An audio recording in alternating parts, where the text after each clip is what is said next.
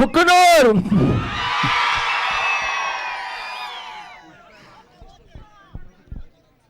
ఈరోజు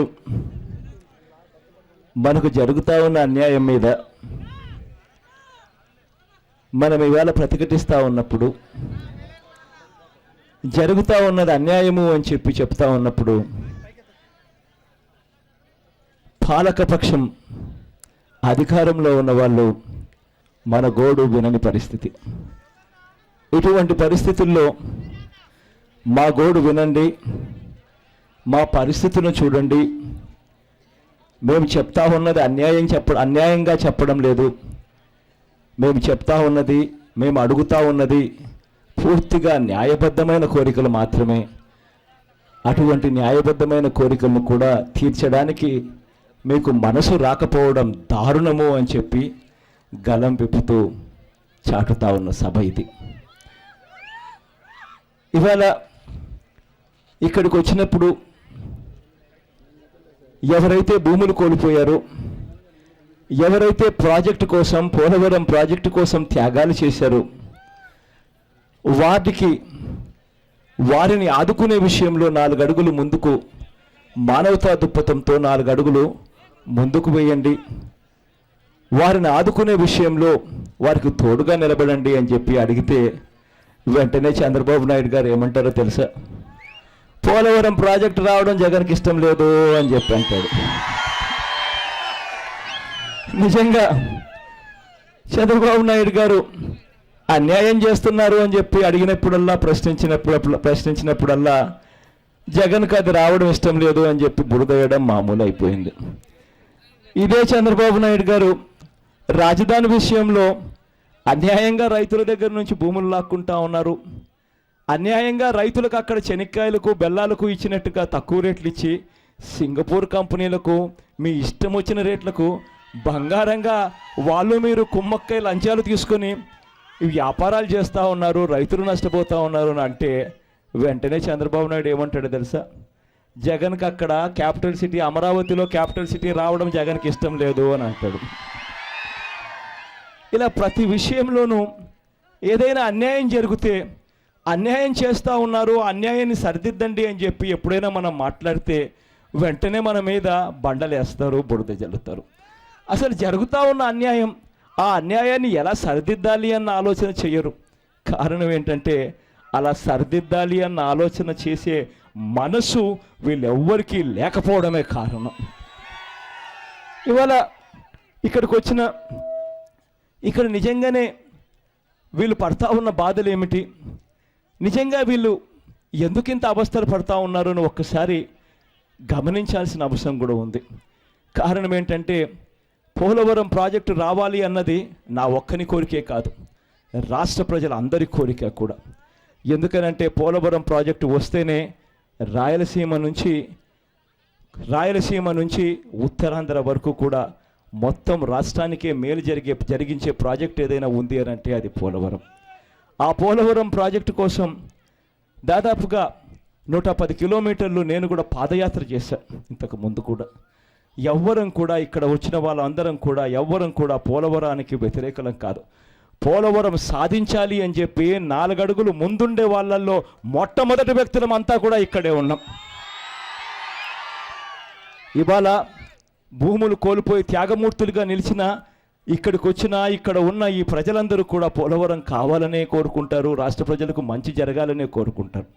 కానీ ఇక్కడ జరుగుతూ ఉన్నది ఏమిటి అని అంటే పోలవరం ప్రాజెక్టు కోసం త్యాగాలు చేసిన వీళ్లకు మనం సరైన పని చేస్తూ ఉన్నామా, వాళ్ళకు న్యాయం చేస్తూ ఉన్నామా లేదా అన్నది ఒక్కసారి గుండెల మీద చేతులు వేసుకొని పాలకులు ఆలోచన చేయాల్సిన అవసరం ఉంది. కారణం ఏంటంటే నేను ఇక్కడికి వచ్చినప్పుడు వీళ్ళతో కూర్చొని వీళ్ళతో మాట్లాడుతూ ఉన్నప్పుడు వీళ్ళు అడుగుతూ ఉన్న ఏ కోరిక కూడా నాకు వీళ్ళ అన్యాయమైన కోరిక అని అనిపించడం లేదు. వీళ్ళు అడుగుతూ ఉన్న కోరిక పక్కన సార్ అన్న పక్కన పట్టిసీమలో 20 లక్షలు ఇస్తూ ఉన్నారు, మాకేమో మా పరిస్థితి ఏమిటన్నా అని చెప్పి అడుగుతూ ఉన్నారు. వాస్తవమే కదా, అక్కడేమో పక్కనేమో పట్టిసీమ ప్రాజెక్టులో ఏదైతే ఇస్తూ ఉన్నారో అదే మాకు కూడా వర్తింపజేయండి అని చెప్పి వీళ్ళు అడగడంలో తప్పేముంది అని అడుగుతా ఉన్నా. కారణం ఇక్కడ నుంచి పట్టిసీమ ఎంతో దూరం లేదు, పక్కనే పట్టిసీమ కూడా ఉంది. ఆ పట్టిసీమ పోలవరం ప్రాజెక్టు అన్నీ ఒకదానికొకటి ఆనుకొనే ఉన్నాయి. అటువంటిది చంద్రబాబు నాయుడు గారిని నేను గట్టిగా అడుగుతా ఉన్నా, ఒకే జిల్లాలో పక్కపక్కనే ఉన్న ప్రాజెక్టులకు ఒక్కొక్క ప్రాజెక్టుకు ఒక్కొక్క రేటు ఎందుకు ఇస్తా ఉన్నావు చంద్రబాబు నాయుడు గారు అని చెప్పి నేను చంద్రబాబు నాయుడు గారిని గట్టిగా నిలదీస్తా ఉన్నా. అన్నీ పక్కపక్కనే ఉన్నప్పుడు అన్ని ప్రాజెక్టులకు ఒకే మాదిరిగానే ప్యాకేజీ ఒకే మాదిరిగానే ఎందుకు ఇవ్వడం లేదు అని అడుగుతా ఉన్నా. 2013 భూచట్టం ప్రకారము అక్కడ చెప్పేది ఏమిటి అంటే చుట్టుపక్కల ప్రాంతంలో ఏదైతే రిజిస్ట్రేషన్ రేట్లు ఉంటాయో అదే రేట్లు ఇక్కడ కూడా వర్తింప చేయాలని అంటుంది. మన కర్మ ఏమిటనంటే ఇక్కడ ఈ మండలాలకు వచ్చేసరికి అన్ని 1/70 ఉంటాయి కాబట్టి ఎక్కడా కూడా అమ్మే పరిస్థితులు ఉండవు. కాబట్టి ఇక్కడ రిజిస్ట్రేషన్ విలువలు అన్నీ కూడా తగ్గించి చూపిస్తారు. పక్కన సత్తుపల్లిలో ఎకరా 7-8 లక్షలు చూపిస్తారు, 6-7 లక్షలు 7-8 లక్షలు పక్కన సత్తుపల్లిలో తెలంగాణ పలుకుతుంది. ఈ పక్కన అశ్రావుపేటలో అదే పలుకుతుంది. అదే మాదిరిగా వెస్ట్ గోదావరిలో ఒక్కసారి ఈ పక్కకు వచ్చి చూస్తే పట్టిసీమలో మీరంతటికి మీరే రైతుల దగ్గర నుంచి భూములు తీసుకునేదానికి 20 లక్షల రూపాయలు ఇస్తే తప్పనిచ్చి భూములు ఇవ్వని పరిస్థితి కూడా కనిపిస్తూ ఉంది. మరి అటువంటప్పుడు భూముల విలువ ఇంత అని చెప్పి తెలిసినప్పుడు వీళ్ళకు తక్కువ రేట్లు ఇవ్వడం ఎంత మటుకు ధర్మం అని చెప్పి నేను అడుగుతా ఉన్నా. నేను ఒకటే చెప్తా ఉన్నా, జిల్లాలో అన్ని ప్రాజెక్టులు కూడా చింతలపూడి దగ్గర నుంచి పట్టిసీమ దగ్గర నుంచి పోలవరం ప్రాజెక్టుల దాకా అన్నీ కూడా పక్కనే ప్రాజెక్టులు అన్నీ ఉన్నాయి. నేను ఒకటే చెప్తా ఉన్నా, అందరికీ ఒకే మాదిరిగానే వర్తింప చేయండి. మీరు పట్టిసీమలో ఇస్తా ఉన్న ఏదైతే పట్టిసీమలో ఇస్తా ఉన్న ప్యాకేజో అది అందరికీ కూడా వర్తింప చేసేలా చర్యలు తీసుకోండి అని చెప్పి నేను చంద్రబాబు నాయుడు గారిని గట్టిగా డిమాండ్ చేస్తా ఉన్నా. వీళ్ళు అడుగుతా ఉన్నది అంతే. వీళ్ళు అడుగుతా ఉన్నది ఇంకొక ఇంపార్టెంట్ విషయం. వీళ్ళు అడుగుతా ఉన్నది ఏంటంటే, అన్న మా భూములు 8-9 సంవత్సరాల కిందట, దాదాపుగా 10 సంవత్సరాల కిందట మాకు అప్పట్లో 1,15,000 రూపాయలు ఇచ్చి మా దగ్గర నుంచి ఆ రోజుల్లో భూములు తీసుకున్నారన్న. ఆ రోజు 10 ఏళ్ల కిందట 1,15,000 అన్నది ఆ రోజు ఉన్న రేట్ అన్న. ఇవాళ అదే 1,15,000 రూపాయలు అన్నది దాదాపుగా 20 లక్షల రూపాయలుగా మారిన పరిస్థితులు మన కళ్ళ ఎదుటినే కనిపిస్తూ ఉన్నాయన్న. మేము ఏదైనా 1 ఎకరా భూమి ఎక్కడన్నా పోయి కొనుక్కోవాలనంటే, ఆ భూమి కొనాలి అని అంటే మాకు ఇప్పుడు ఇవాళ ఆ 20 లక్షల రూపాయలు 15 లక్షల రూపాయలు పెడితే తప్పనిచ్చి మాకు ఎకరా భూమి కూడా దొరకని పరిస్థితి మాకు కనిపిస్తూ ఉందన్న. మా పరిస్థితి ఏమిటన్నా, 1,15,000కు ఆ రోజు మేము ప్రాజెక్టుల కోసం మొట్టమొదటగా త్యాగం చేసిన వాళ్ళం. మా పరిస్థితి ఏమిటన్నా, మాకు కూడా కాస్తో కూస్తో కాంపన్సేషన్ ఇవ్వాల్సిన పని లేదా అని చెప్పి అడుగుతూ ఉన్నారు. వాస్తవమే, నిజంగా కూడా భూములు ఇచ్చింది మొట్టమొదట వరుసలో నిలబడి భూములు ఇచ్చింది వాళ్ళు. ఆ భూములు ఇచ్చినప్పుడు 1,15,000 రూపాయలు మాత్రమే ఆ రోజుల్లో అప్పటి విలువల ప్రకారం ఇచ్చినారు. కానీ భూచట్టం ప్రకారం 2013 భూచట్టం ప్రకారం సెక్షన్ 20 నుంచి సెక్షన్ 30 దాకా భూములు కొనుగోలు చేసే విషయంలో చట్టం ప్రకారం ఆ 2013 చట్టం ప్రకారం ఇప్పుడే అడుగుతా ఉన్నప్పుడు జేఏసీ చైర్మన్తో రామకృష్ణన్ను జేఏసీ చైర్మన్తో అందరితో మాట్లాడుతున్నప్పుడు వాళ్ళే సెక్షన్లు కూడా చెప్తా ఉన్నారు. అన్న సెక్షన్ 20 నుంచి సెక్షన్ 30 దాకా భూచట్టం ప్రకారం 5 ఏళ్ల పాటు అక్కడ మా దగ్గర నుంచి భూములు తీసుకొని 5 ఏళ్ల దాకా 5 ఏళ్ల వరకు ఎటువంటి కార్యక్రమము ఎటువంటి వినియోగము చేయకపోతే ఆ భూములు వెనక్కి ఇవ్వాలి అని చెప్పి భూచట్టం చెప్తా ఉన్నప్పుడు మేము అడుగుతా ఉన్నదల్లా 1,15,000 రూపాయలను మార్పిడి చేయండి, మార్పు చేసి మాకు కూడా పెంచండి అని చెప్పి అడుగుతా ఉన్నారు. వాళ్ళు ఇంకా మానవత్వం చూపిస్తూ ఇంకా వాళ్ళ అన్న మాట ఏమిటో తెలుసా, అన్న మేము పట్టిసీమ మాదిరి 20 లక్షల రూపాయలు మిగతా రైతుల మాదిరి మేము అన్న అడగడం లేదన్నా. ఆ రోజు 1,15,000 అన్నా ఇచ్చారు, కనీసం దానికి ఇంకొక 5 లక్షల రూపాయలన్నా ఎక్కువేసి ఎక్స్గ్రేషియా కిందన్నా మాకు కనీసం ఇవ్వండి అన్నా. ఆ రోజు మాకు కేవలం 1,15,000 రూపాయలు 1,15,000 మాత్రమే ఇచ్చారు. ఇవాళ దానికి ఆ రోజు భూములు ఇచ్చిన వాళ్ళందరికీ కనీసం మరో 5 లక్షల రూపాయలు ఎక్కువన్నా ఇప్పించండి. ఆ 5 లక్షల రూపాయలతో కనీసం కాస్తో కూస్తో మేము కూడా బతికే పరిస్థితి ఉంటుంది. మొట్టమొదటిగా భూములు ఇచ్చిన వాళ్ళం మేము, మమ్మల్ని మర్చిపోతే ఎలా అన్నా అని చెప్పి వాళ్ళు ఏదైతే అడుగుతా ఉన్నారో, నాకు అది కూడా ఇవాళ పెరుగుతూ ఉన్న ధరలు చూసినప్పుడు ఏకంగా పోలవరం ప్రాజెక్టే మొన్నటి దాకా 16,000 కోట్ల రూపాయలు అంటున్నారు, ఇవాళ 32,000 కోట్ల రూపాయలుగా పోలవరం ప్రాజెక్టు చెప్తా ఉన్నాము. మరి 32,000 కోట్ల రూపాయల ప్రాజెక్టు చెప్తా ఉన్నప్పుడు ఆ ప్రాజెక్టులో ఇటువంటి భూములు పోయిన వాళ్లకు, ఇటువంటి భూములు ఇచ్చిన వాళ్లకు కాస్తో కూస్తో ఇప్పుడు ఇవాళ వీళ్ళు అడుగుతా ఉన్న డబ్బులు ఇస్తే అది మొత్తం ప్రాజెక్టు కాస్ట్లో దాని విలువ ఎంత అని చూస్తే ఆ విలువ 5% లోపే ఉంటుంది అన్న సంగతి మర్చిపోకూడదు అని చెప్తా ఉన్నా.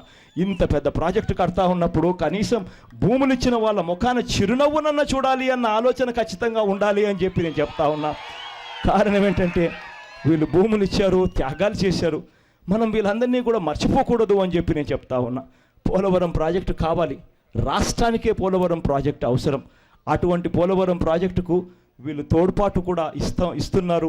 పూర్తిగా వీళ్ళ భూములన్నీ కోల్పోయినా కూడా పోలవరానికి అండగా నిలబడతా ఉన్నారు.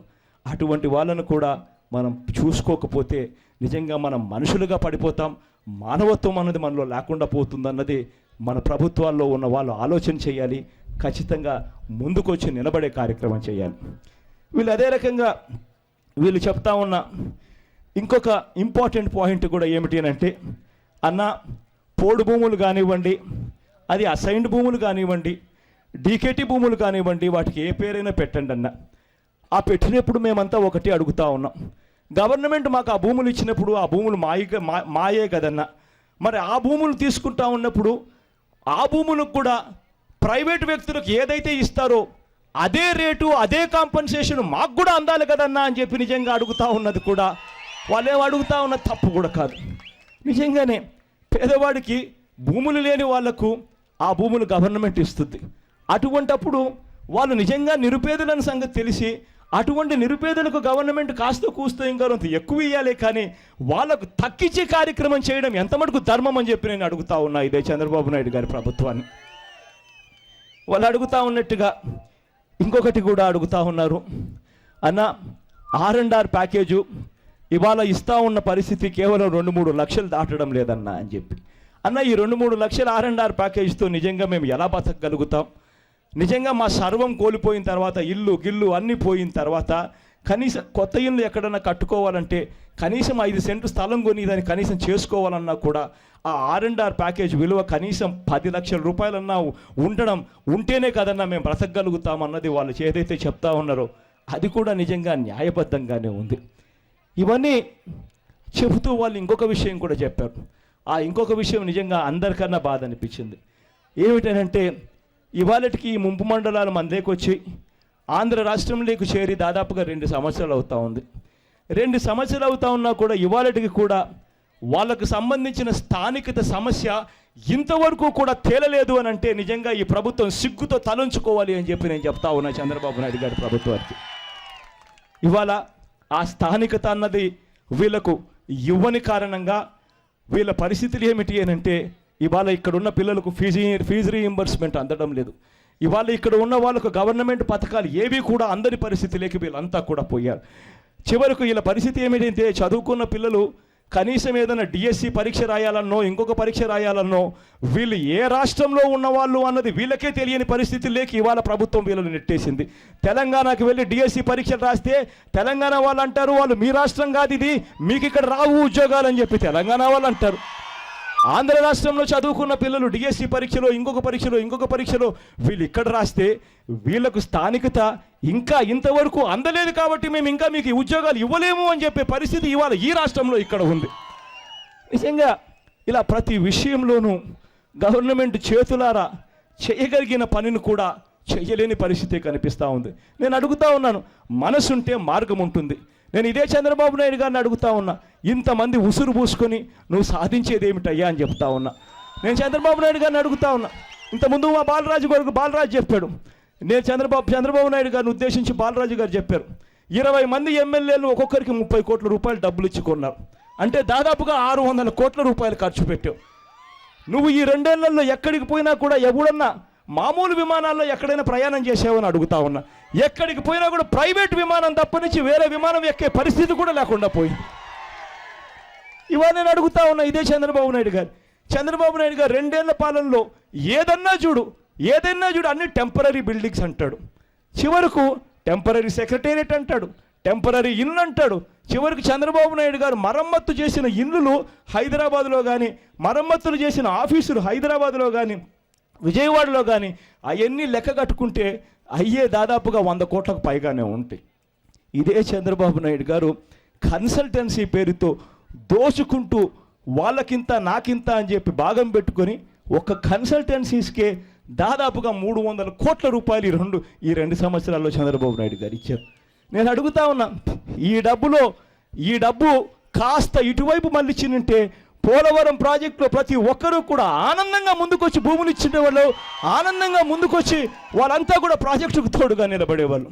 చివరకు చంద్రబాబు నాయుడు గారు చేస్తూ ఉన్న పని ఏమిటి అంటే పోలవరం ప్రాజెక్టును కూడా అడ్డగోలుగా నాశనం చేస్తూ ఉన్నాడు.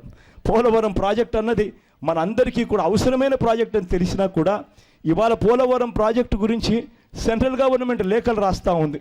పోలవరం ప్రాజెక్టులో కాంట్రాక్టర్ అన్యాయంగా ఉన్నారు, కాంట్రాక్టర్ను మార్చండి, ఆ కాంట్రాక్టరు కేవలం 4% పని 5% పని మాత్రమే చేసిన పరిస్థితులు కనిపిస్తూ ఉన్నాయి, కాంట్రాక్టర్ అన్యాయంగా ఉన్నాడు, మార్చండి అని చెప్పి కేంద్ర ప్రభుత్వం లేఖలు రాస్తూ ఉంటే చంద్రబాబు నాయుడు గారు మాత్రం ఆ కాంట్రాక్టర్ తన బినామీని కాబట్టి ఎట్టి పరిస్థితుల్లోనూ మార్చే ప్రసక్తే లేదు అని చెప్పి చంద్రబాబు నాయుడు గారు ఆ కాంట్రాక్టర్కు తోడుగా నిలబడ్డాడు. ఇవాళ ఆ కాంట్రాక్టర్కు తోడుగా నిలబడి కేంద్ర ప్రభుత్వాన్ని మోసం చేస్తూ చంద్రబాబు నాయుడు గారు పోలవరం ప్రాజెక్టులో లంచాల కోసం చివరకు ఆ కాంట్రాక్టర్ని పెట్టుకొని చంద్రబాబు నాయుడు గారు సబ్ కాంట్రాక్టర్లను కూడా తెచ్చుకుంటూ ఇష్టం వచ్చినట్టుగా పోలవరం రేట్లు పెంచేసి ఆ పోలవరం ప్రాజెక్టులు పెంచిన రేట్లను సబ్ కాంట్రాక్టర్లు తనకు నచ్చిన వాళ్ళకు మాత్రమే కట్టబెట్టి ఆ సబ్ కాంట్రాక్టర్ల ద్వారా కోట్ల రూపాయలు చంద్రబాబు నాయుడు గారు దుండుకుంటా ఉన్న పరిస్థితి పోలవరం ప్రాజెక్టులో కనిపిస్తూ ఉంటే చివరకు కేంద్ర ప్రభుత్వం కూడా చంద్రబాబు నాయుడు గారు చేస్తూ ఉన్న అన్యాయమైన దోపిడీని చూసి వాళ్ళు కూడా పోలవరం ప్రాజెక్టుకు సపోర్ట్ చేసే విషయంలో 4 అడుగులు వెనక్కి వేసే పరిస్థితి ఇవాళ కనిపిస్తూ ఉంది. ఇంతటి దారుణమైన ముఖ్యమంత్రి బహుశా ఆంధ్ర రాష్ట్రమే కాదు, ఆంధ్ర రాష్ట్రంలో ఎవరు ఉండిండరు, బహుశా దేశంలో కూడా ఇంత దారుణమైన ముఖ్యమంత్రి బహుశా ఎవడు కూడా ఉండిండడు. ఈ 2 ఏళ్లలో చంద్రబాబు నాయుడు గారు చేసింది 0. చివరకు చంద్రబాబు నాయుడు గారు గురించి చంద్రబాబు నాయుడు గారు చనిపోయిన తర్వాతనో చంద్రబాబు నాయుడు గారు దిగిపోయిన తర్వాతనో చంద్రబాబు నాయుడు గారి గురించి ఎవరైనా మాట్లాడాల్సి వచ్చినప్పుడు ఎవరైనా చంద్రబాబు నాయుడు గారిని రచ్చబండ దగ్గరనో అక్కడో కూర్చుని చంద్రబాబు నాయుడు గారి గురించి ప్రస్తావన వచ్చినప్పుడు ఆయన గురించి మాట్లాడితే ఆయన గురించి ప్రజలు ఏమంటారో తెలుసా? ఇంత మోసగాడు బహుశా దేశంలో ఎవడు ఉండడు అన్న మాట మాత్రం ఖచ్చితంగా అంటారు. ఇది చంద్రబాబు నాయుడు గారు తన జీవితంతో తాను సాధించింది. నేను ఇవాళ ఒకటి చెప్తా ఉన్నా, మీరు అడుగుతా ఉన్నవన్నీ కూడా ఇప్పుడు నేను చదివినవన్నీ కూడా ఏదైతే మీరు అడిగారు ఆ అడిగినవి నేను ఏదైతే చదివానో అవన్నీ కూడా సమంజసమైనటివి. దానికోసం ఖచ్చితంగా మీకు తోడుగా నిలబడతా. ఇంకొకటి కూడా నేను చెప్తా ఉన్నా, పొరపాటున ఇవేదైనా మీకు అందకపోతే మీరు ఎవ్వరూ కూడా నిరాశపడవలసిన పని లేదు. పోలవరం ప్రాజెక్టుకు మీరు సపోర్ట్ చేయండి, మీరు పోలవరం ప్రాజెక్టుకు తోడుగా ఉండండి. నేను చెప్తా ఉన్నాను, ఎల్లకాలం చంద్రబాబు నాయుడు గారి ప్రభుత్వం సాగదు అని మాత్రం నేను ఖచ్చితంగా చెప్తా ఉన్నాను. మరో రెండేళ్లకో సంవత్సరానికో నాకైతే తెలియదు, కానీ ఖచ్చితంగా మన ప్రభుత్వం వస్తుంది, ప్రజల ప్రభుత్వం వస్తుంది. ఇవాళ నేను చదివి వినిపించినవి మీరు అడిగినవి ఏదైతే ఉన్నాయో అవన్నీ కూడా పూలల్లో పెట్టి మీకు ఇచ్చి మీ ముఖాన చిరునవ్వును చూస్తానని మాత్రం నేను ఖచ్చితంగా చెప్తా ఉన్నా. కాబట్టి ఎవ్వరూ కూడా ఆధైర్యపడాల్సిన పని లేదు. పోలవరం ప్రాజెక్టుకు తోడుగా నిలబడండి. పోలవరం ప్రాజెక్టు విజయవంతంగా జరిగించే దాంట్లో మన వంతు కృషి పూర్తిగా ఉండేట్టుగా చూసుకోండి. మిగిలినటివి నేను చెప్తా ఉన్నా, నా మీద నమ్మకం ఉంచండి, నేను చేసి పెడతా. మీ ముఖాల్లో చిరునవ్వు వచ్చేట్టుగా నేను చేసి పెడతాను, మీరు అడిగినవన్నీ కూడా చూపిస్తూ అని చెప్పి నేను చెప్తా ఉన్నా. చంద్రబాబు నాయుడు గారి మీద పోరాటం మాత్రం ఖచ్చితంగా కొనసాగిస్తాం. ఆ పోరాటంతో పాటు దేవుని దయ కావాలి. మీ అందరూ కూడా ఈ చంద్రబాబు నాయుడు ప్రభుత్వం త్వరగా పోవాలని దేవుణ్ణి గట్టిగా ప్రార్థించవలసిందిగా మరొకసారి మాత్రం సవినీయంగా చేతులు జోడించి పేరున కూడా ప్రార్థిస్తూ ఉన్నా. ఇవాళ ఇప్పుడు కూడా కడుపు నిండా బాధ ఉన్నా కూడా చిక్కటి చిరునవ్వులతోని ఇంతటి ఆప్యాయతలు, ఇంతటి ఆత్మీయతను చూపిస్తున్న మీ అందరికీ కూడా, ప్రతి అక్కకు, ప్రతి చెల్లెమ్మకు,